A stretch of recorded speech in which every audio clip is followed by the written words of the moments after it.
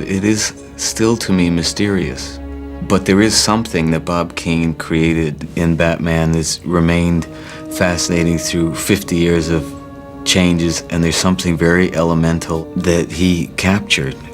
There's a real dark, kind of cultish feel to it. Batman has all this undercurrent going on. It's kind of cool. It's the theme of duality. Batman has two identities. Robin has two identities. The Riddler has two identities. Certain characters have definitely just become part of American culture.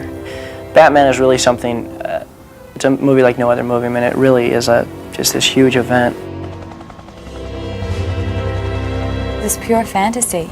You go into it and you know that you're going to be taken on a roller coaster ride, and I think we all love to do that.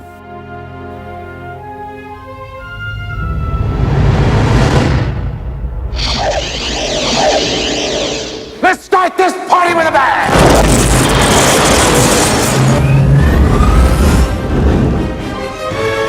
My invention beams any TV signal directly into the human brain. Mind manipulation, tampering with people's brain waves, it just raises too many questions. What is it about the wrong kind of man? It's the car, right? Chicks love the car. I need a name. Batboy, Nightwing. What's a good sidekick name? Woo! I will help you solve the greatest riddle of all. Who is Batman? As Bruce Wayne, he is a quadrillionaire. Going down. He can do whatever he wants to with his life and chooses to fight psychotics at night dressed as a bat. Batman has a singular objective. He is a one-man SWAT team, whereas Bruce Wayne has the luxury and the hell of trying to figure out how to live like we all do.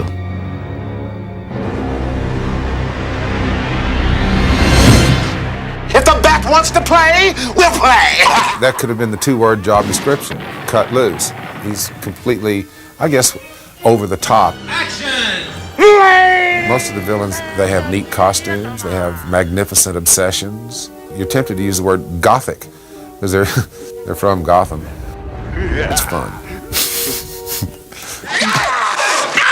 The Riddler is this guy who, he becomes so wrapped up in Bruce Wayne's success that he loses himself completely. Yes. As he goes along, he just gets more and more kind of engulfed in his own greatness, his own brilliance.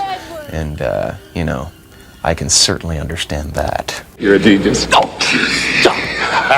Normal thought is no fun to him. It's too mundane, you know, and so everything becomes a game and everything becomes a riddle. Who would send you a riddle? The Riddler. You like strong women. I've done my homework. Or do I need skin-tight vinyl and a whip?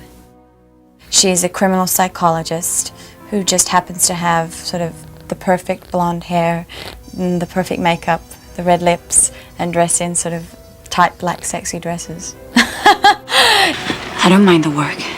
Pity I can't see behind the mask. We all wear masks. My life's an open book. You read? Her obsession is Batman, trying to seduce him. And Bruce Wayne is in love with Chase Meridian. So you have a triangle, although there is really only two people in the love triangle. Robin is definitely something new. Who the hell are you? He's a lot more physical, a lot tougher. You forgot the part where you kissed the girl. The storyline is closer to the comic book storyline, which is that he comes from a family of circus performers. The Flying Graysons! But after he sees his whole family get killed, he realizes that Batman can help him in what he's trying to do, which is avenge his family's death. You are totally out of control. You're going to get yourself killed. I'm a part of this, whether you like it or not. What we've tried to make with Batman Forever is a living comic book. The comic books were a great source. The use of color, the use of action, the use of storytelling techniques that are so delicious in a comic book are all there.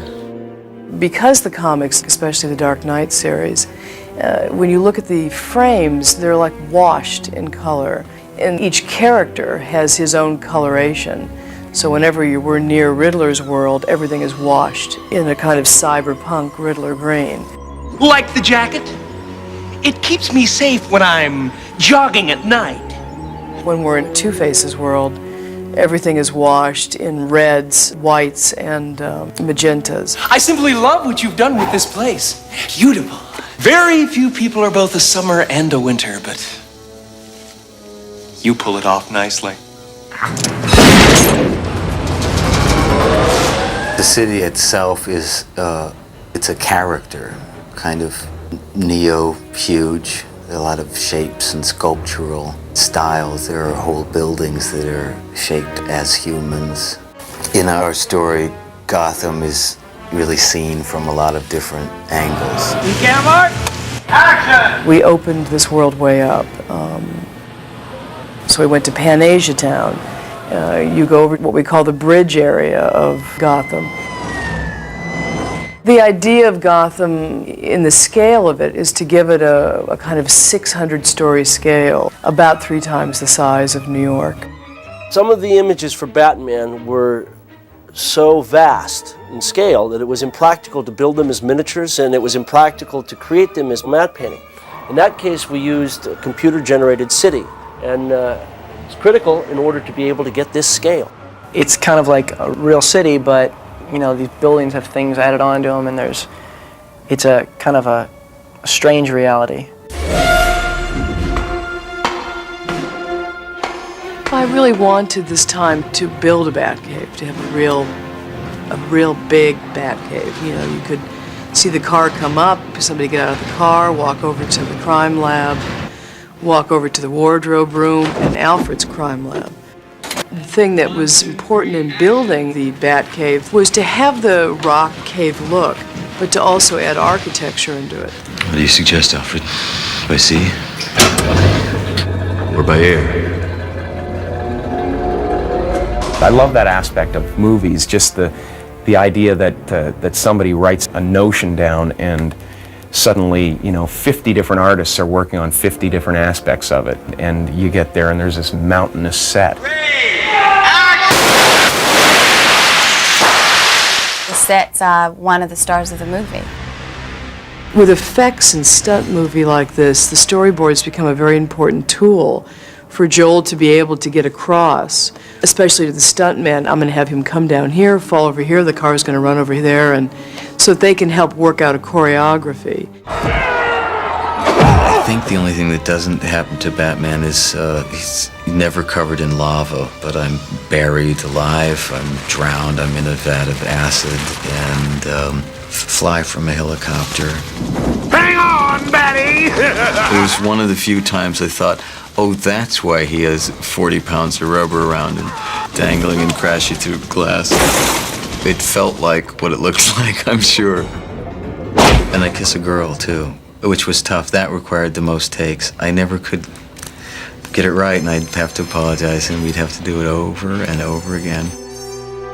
Val and I just happen to get along really well on screen. My place. Midnight. We have to kiss a lot in the movie. I mean, poor me. Well, I wish I could say that my interest in you was purely professional. When we could take the time to do the perfectionist thing, it was great. But also when we were working with the special effects, I mean, the fact is I could only do one take. You know, it took 3 hours to set up each time. So, you know, I'd go to them afterwards and I say, yeah, I think we got something good there, but, you know, could we try it a different way? No. It's over, Jim. Go home. Was that over the top? I can never tell. Background.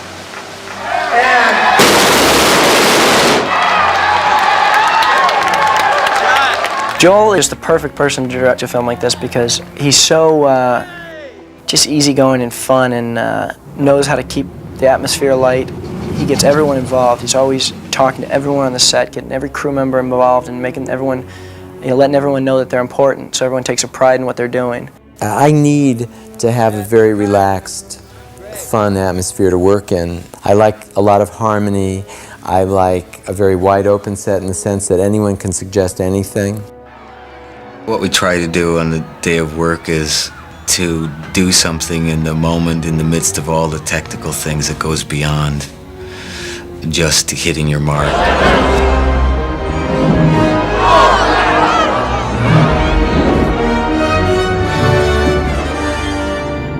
Hot entrance.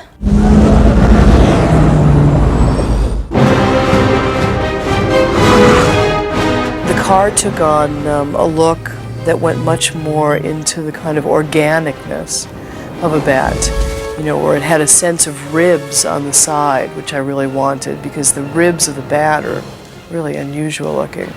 And then adding the sense of underlighting so that it almost had a breathing quality to it. The bat toys were probably some of the most fun things to do because it was fun coming up with just whatever idea you could have.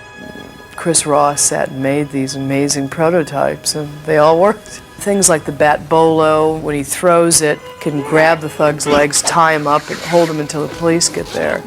Everything is designed to reflect a wing. Hang on. Whether it's the torch that opens up to look like a wing. The batarangs go through many stages. We have the throwing batarang. We have a high-tech batarang that has a homing device on it. Exactly. Then we have the batarang gun, which is on his arm, which is a series of tiny little batarangs. Robin gets to borrow some of the cool toys. He got to borrow the bat boat. He stole the Batmobile for a little while. But I think that, you know, the more time he puts in, the more gadgets he's going to get. He might eventually, if he's good. Jim worked with a man who teaches you tricks with a cane. I busted so many canes. These canes were like being eaten up on the hour, every hour.